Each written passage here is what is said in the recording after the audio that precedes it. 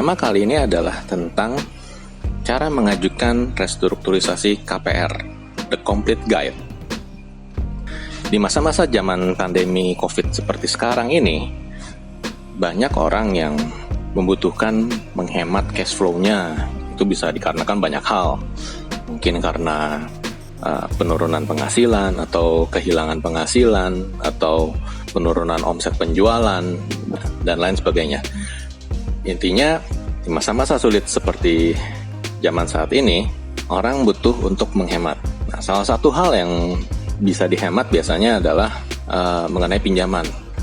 Nah, untuk pinjaman KPR sendiri, yang terutama buat teman-teman yang ngambil jangka waktunya panjang dan saat ini masih menjalani pinjamannya, apalagi kalau sampai saat ini juga lagi ada di bunga floating, tentunya ini berat sekali zaman-zaman seperti sekarang ini.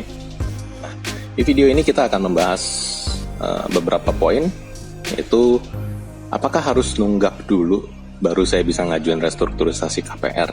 Terus kalau saya mau ngajuin restrukturisasi KPR, ngajuinnya lewat mana ya? Terus nanti kalau saya udah habis ajuin, proses restrukturisasi KPR itu sendiri seperti apa ya? Apa sih yang akan dianalisa? Dan yang poin terakhir adalah, untuk restrukturisasi KPR ini ada biayanya nggak sih? Yuk kita coba kupas satu-satu. Pertanyaan pertama, apakah harus nunggak dulu baru bisa ajuin restrukturisasi KPR? Jawabannya tidak. Jadi teman-teman nggak perlu nyampe nunggak dulu baru ngajuin restrukturisasi KPR. Jadi kalau teman-teman udah ngerasa bahwa wah, sekarang income saya kayaknya mengalami penurunan dan saya udah akan berat sekali nih untuk bisa bayar angsuran KPR ke depannya dengan lancar, gitu teman-teman udah bisa prediksi itu, langsung buru-buru aja ajukan gitu. Jadi nggak usah nunggu sampai KPR-nya ada tunggakan dulu. Kenapa? Karena kalau KPR-nya sampai ada tunggakan dulu, nanti itu kena denda dulu pasti, dan denda itu kan ya lumayan lah gitu. Dan selain denda, bisa jadi kolektibilitasnya sudah terpengaruh gitu. Nah, jadi jangan tunda-tunda. Jadi kalau memang sudah kebayang, ini saya udah akan mulai nggak mampu bayar angsuran seperti biasa, cepat-cepat deh ngajuin restrukturisasi KPR. Ngajuinnya lewat mana? Nah, ngajuinnya ini balik lagi tergantung masing-masing bank gitu. Jadi ada beberapa bank yang melakukan pemrosesan KPR-nya secara sentralisasi. Nah, ini umumnya pengajuannya bisa dilakukan melalui call center-nya maupun melalui tempat cabang kita mengajukan KPR waktu itu. Nah, cuma khusus untuk bank-bank yang tidak melakukan processing KPR secara sentralisasi, tentunya teman-teman bisa hubungi account officer yang membantu teman-teman pada saat pengajuan KPR terdahulu gitu. Atau biasanya pada saat kita habis akad KPR kan tuh ada dikasih satu surat tanda terima segala macam. Nah, di situ ada ditulisin tuh PIC-nya biasanya. Kalau ada pertanyaan lebih lanjut mengenai KPR, kira-kira saya bisa nanyanya kemana? Nah, bisa cari informasi di situ juga gitu. Jadi secara simpelnya, pengajuan restrukturisasi KPR itu bisa diajukan melalui call center ataupun juga melalui account officer yang membantu kita mengambil KPR, atau melalui PIC yang waktu itu ada di surat tanda terima akad pinjaman KPR yang kita tanda tangani dahulu.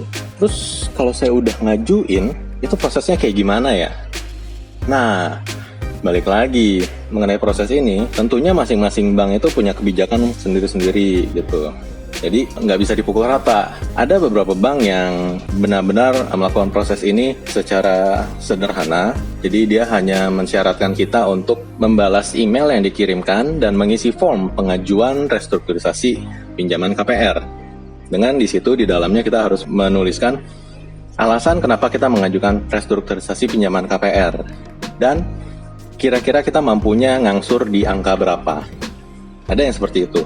Selain dari informasi data pribadi yang perlu kita isi di dalam form tersebut, alasan kita mengajukan restrukturisasi KPR itu menjadi sangat vital. Nah, cuma ada juga bank yang nggak cuma minta kita ngisi form.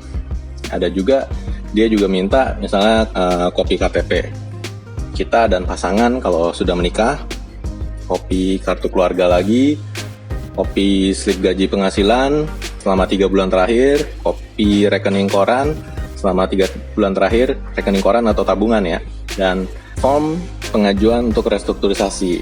Nah, kenapa sih ada bank yang kok minta kopi KTP lagi segala macem? Nah, ini balik lagi, ini kebijakan banknya masing-masing sih. Bisa jadi dia minta kopi KTP juga untuk mempermudah dalam menelusuri permohonan tersebut dan memverifikasi kembali bahwa memang ini adalah orang yang bersangkutan gitu. Nah, mungkin kalau khusus buat tadi bank yang cuma cukup ngajuin lewat form aja, nah itu mungkin bank yang udah lebih canggih lagi di dalam prosedur ya. Jadi semakin mudah kita mengajukan restrukturisasi KPR tanpa terlalu banyak dokumen yang dimintakan, itu sebenarnya akan sangat membantu sih. Mungkin itu buat catatan buat teman-teman di perbankan ya. Nah, habis diproses seperti itu, habis kita udah submit dokumen, nah biasanya tuh analis bank akan melakukan analisa. Benar nggak sih kita layak untuk terima fasilitas restrukturisasi KPR ini? Atau jangan-jangan kita cuma mengada-ngada aja nih gitu.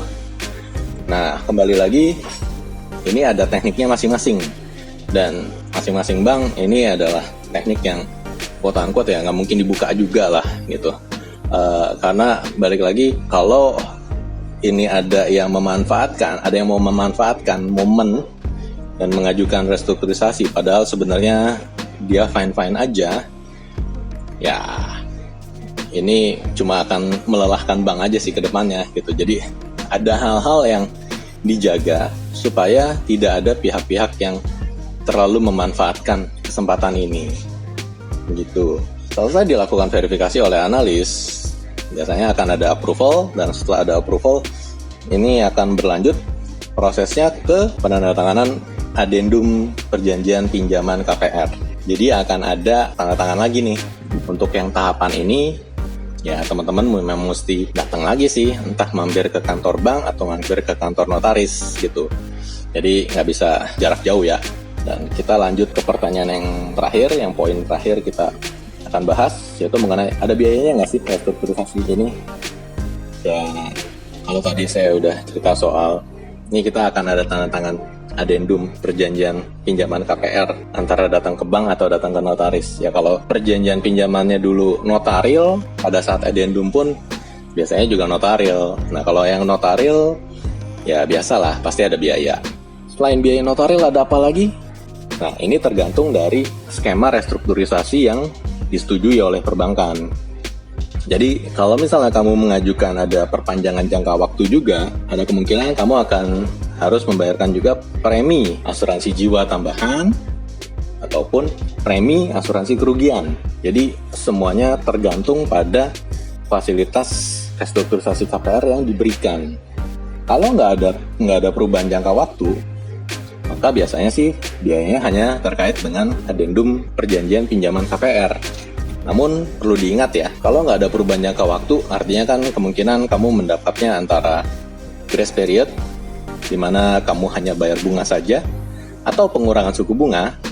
Nah, perlu diingat, setelah periode restrukturisasi yang diberikan oleh bank, ya, biasanya bank kasih pilihan sih antara 6 atau 12 bulan. Setelah periode itu berakhir dan kembali ke angsuran seperti biasa, nah ingat, kalau yang tadinya udah enak-enakan bayar bunga doang, nanti begitu disuruh bayar pokoknya lagi, itu angsurannya jadi naik loh. Nah, sama juga dengan yang mendapat diskon bunga. Bunganya diturunin, akibatnya angsurannya juga turun.